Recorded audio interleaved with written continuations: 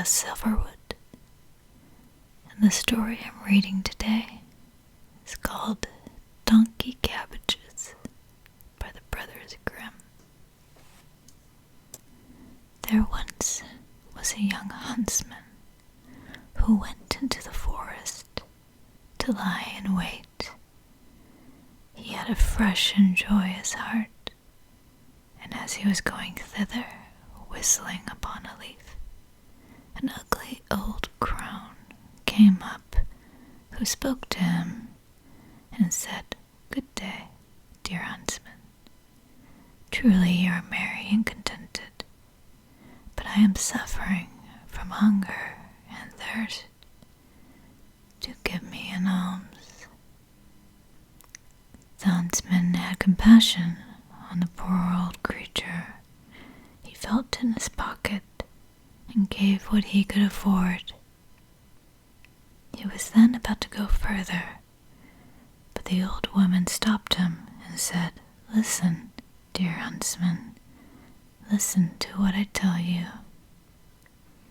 I will make you a present in return for your kindness.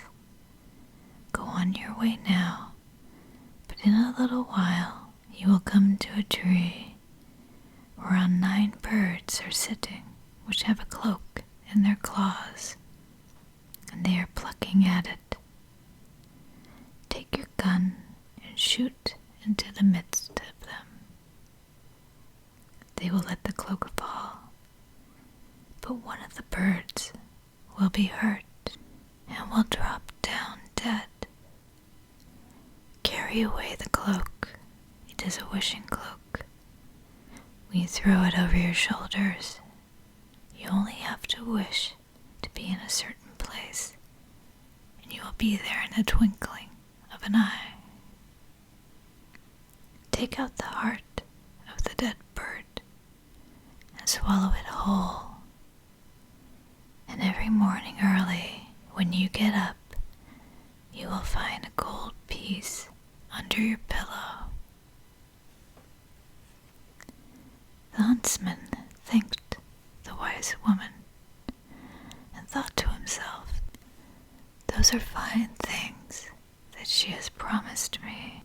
And verily, when he walked out about 100 paces, he heard in the branches above him such a screaming and twittering that he looked up and saw there a crowd of birds who were tearing a piece of cloth about with their beaks and their claws, and tugging and fighting as if each wanted to have it all to himself. "Well," said the huntsman, "this is wonderful. It has really come to pass, just as the old wife foretold." And he took his gun, and he aimed and fired right into the midst of them.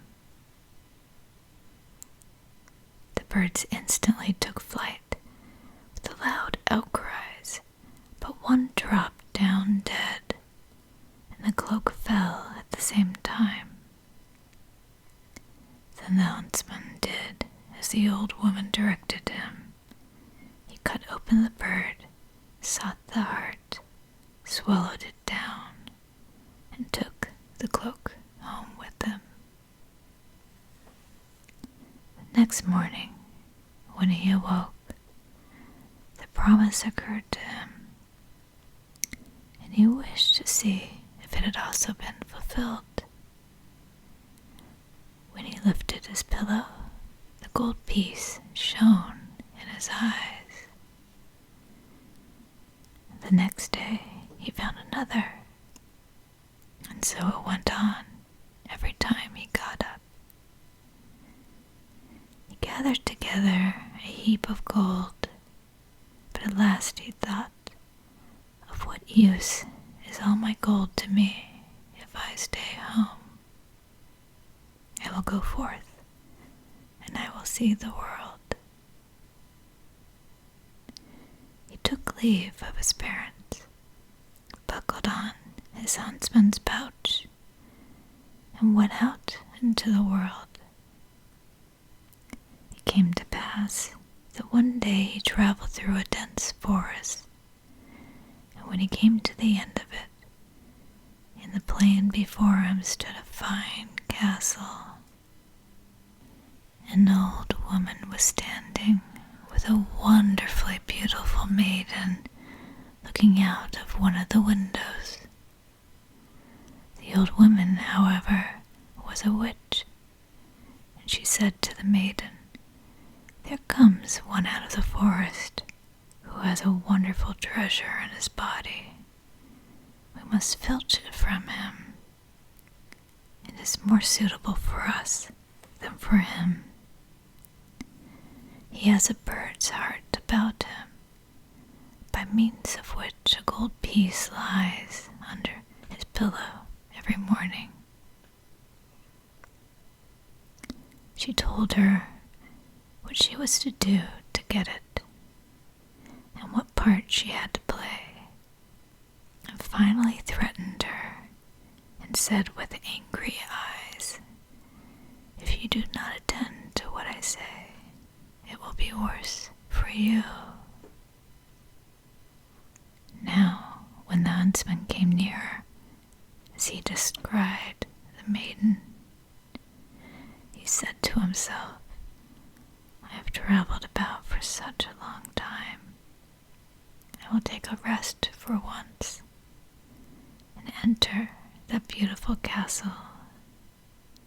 I certainly have money enough." Nevertheless, the real reason was that he had caught sight of the pretty girl. He entered the house and was well received and courteously entertained.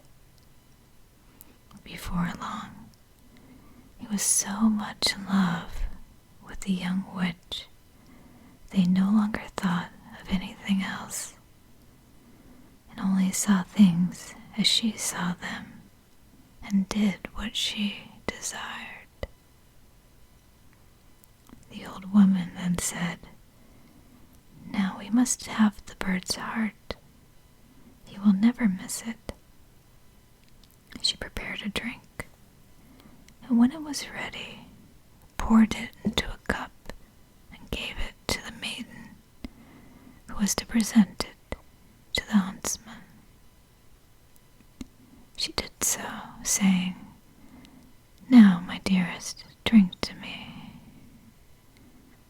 So he took the cup, and when he had swallowed the draught, he brought up the heart of the bird. The girl had to take it away secretly and swallow it herself, for the old woman would have it so. Thenceforward, I found no more gold under his pillow, but it lay instead under that of the maiden, from whence the old woman fetched it away every morning. But he was so much in love and so befooled that he thought of nothing else but of passing his time with the girl. Then the old witch said, "We have the bird's heart, but we must also take the wishing cloak away from him." The girl answered, "We will leave him that. He has lost his wealth." The old woman was angry and said, "Such a mantle is a wonderful thing, and is seldom to be found in this world. I must and will have it." She gave the girl several blows, and said that if she did not obey, it should fare ill with her. So she did the old woman's bidding, placed herself at the window, and looked out on the distant country, as if she were very sorrowful. The huntsman asked, "Why dost thou stand there so sorrowfully?" "Ah, my beloved," was her answer, "over yonder lies a garnet mountain, where the precious stones long for them so much that when I think of them, I feel quite sad. But who can get them? Only the birds. They fly and can reach them, but a man never. Have you nothing else to complain of? Said the huntsman. I will soon remove that burden from your heart. With that, he drew her under his mantle, wished himself on the guarded mountain, and in the twinkling of an eye, they were sitting on it together. Precious stones were glistening on every side, so it was a joy to see them. And together they gathered the finest and costliest of them. Now, the old woman had, through her sorceries, contrived that the eyes of the huntsman should be heavy. He said to the maiden, "We will sit down and rest a while. I am so tired that I can no longer stand on my feet." Then they sat down, and he laid his head in her lap and fell asleep. When he was asleep, she unfastened the mantle from his shoulders and wrapped herself in it, and picked up the garnets and the stones, and wished herself back at home with them. But when the huntsman had had his sleep out and awoke, and perceived that his sweetheart had betrayed him and left him alone on the mountain, he said, "Oh, what treachery there is in this world!" And he sat there, in care and sorrow, not knowing what to do. But the mountain belonged to some wild and monstrous giants who dwelt thereon and lived their lives there. And he had not sat long before he saw 3 of them coming towards him. So he lay down as if he were sunk in a deep sleep. Then the giants came up, and the first kicked him with his foot and said, "What sort of an earthworm is lying curled here?" The second said, "Step upon him and kill him." But the third said, "That would indeed be worth your while. Just let him live. He cannot remain here, and when he climbs higher towards the summit of the mountain, the clouds will lay hold of him and bear him away." So saying, they passed by, but the huntsman had paid heed to the words, and as soon as they were gone, he rose and climbed up the summit of the mountain.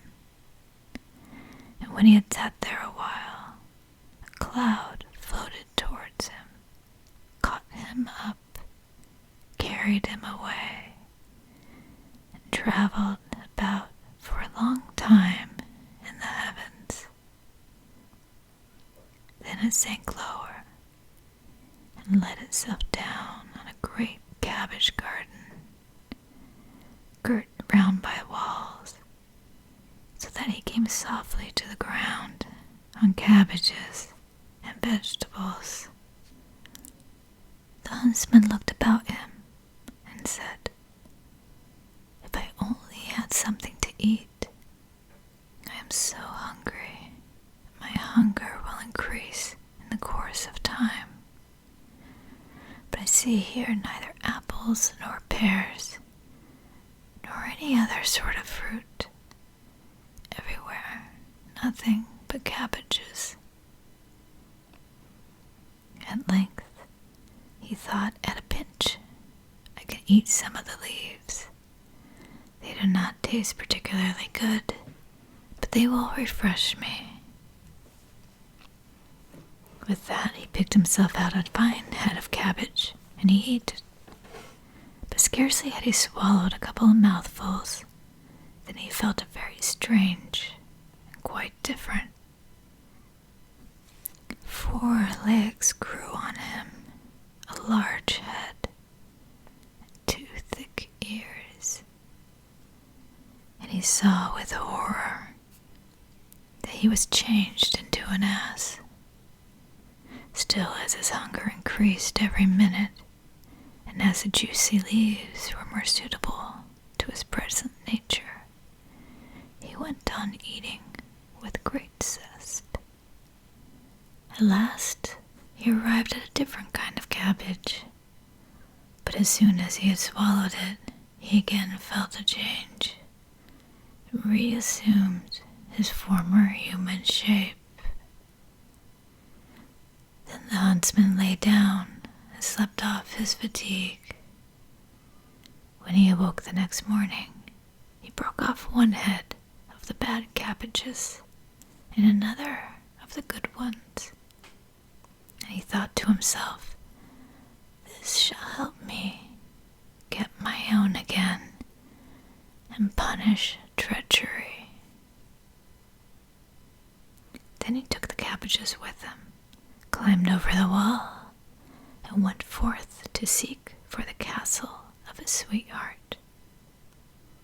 After wandering about for a couple of days, he was lucky enough to find it again. He dyed his face brown so that his own mother would not have known him, and begged for shelter. "I am so tired," said he, "that I can go no further." The witch asked, "Who are you, countryman, and what is your business?" "I am a king's messenger, and I was sent out to seek the most delicious salad which grows beneath the sun. I have even been so fortunate as to find it, and am carrying it about with me, but the heat of the sun is so intense that the delicate cabbage threatens to wither.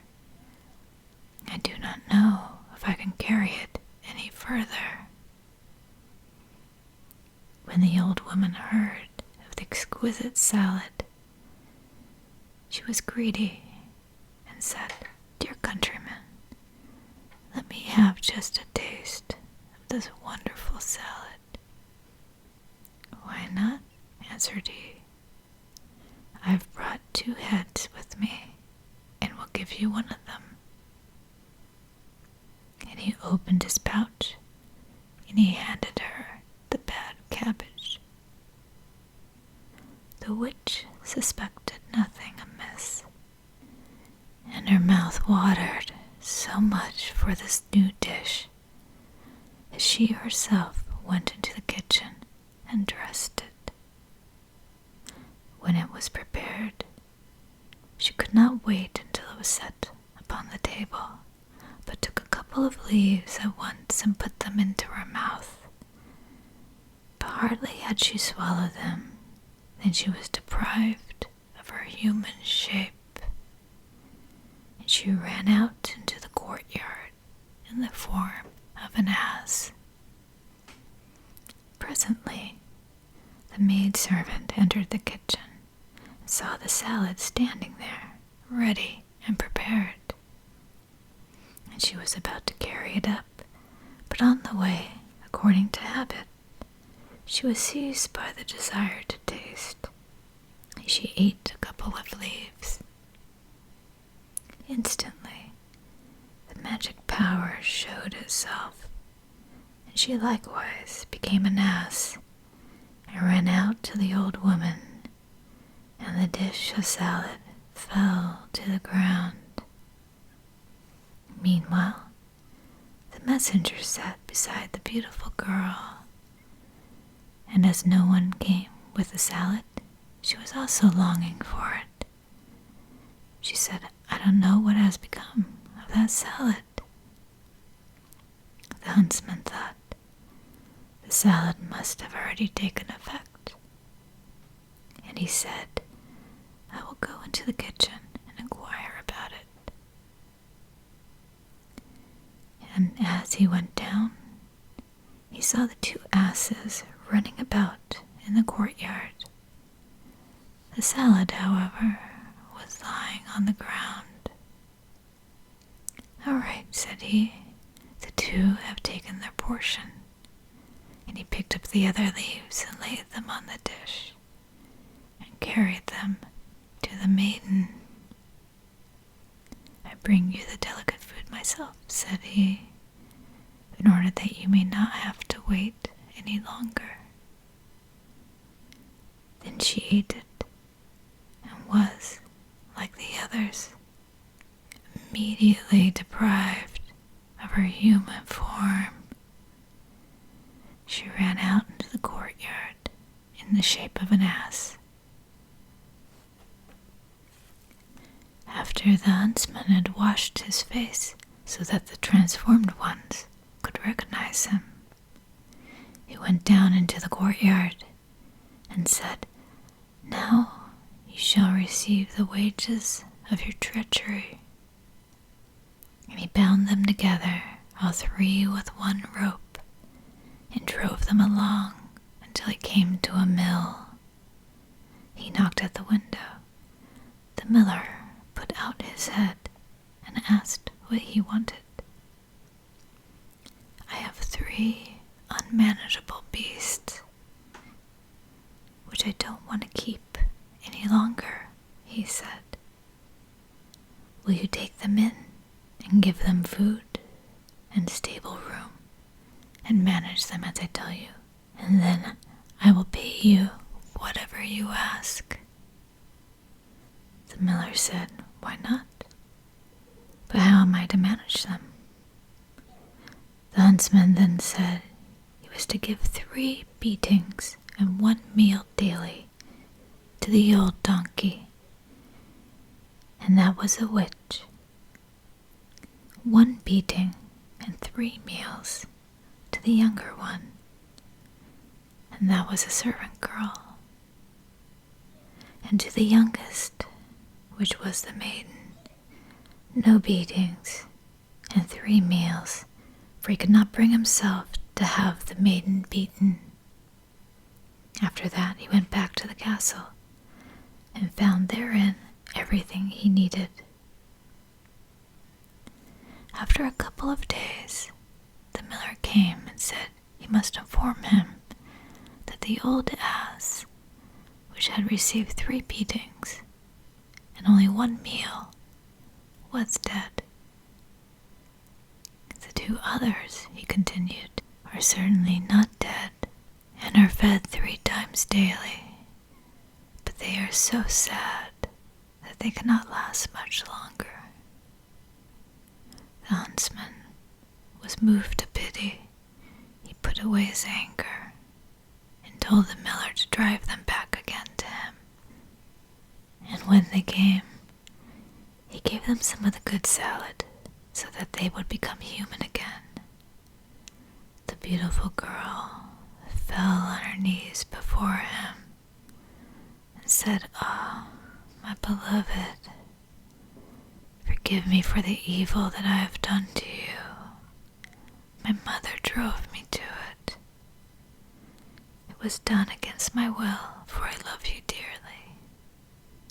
Your wishing cloak hangs in a cupboard, and as for the bird's heart, I will take a vomiting potion." But he thought otherwise and said, "Keep it. It is all the same, for I will take you as my true wife." So the wedding was celebrated, and they lived happily together until their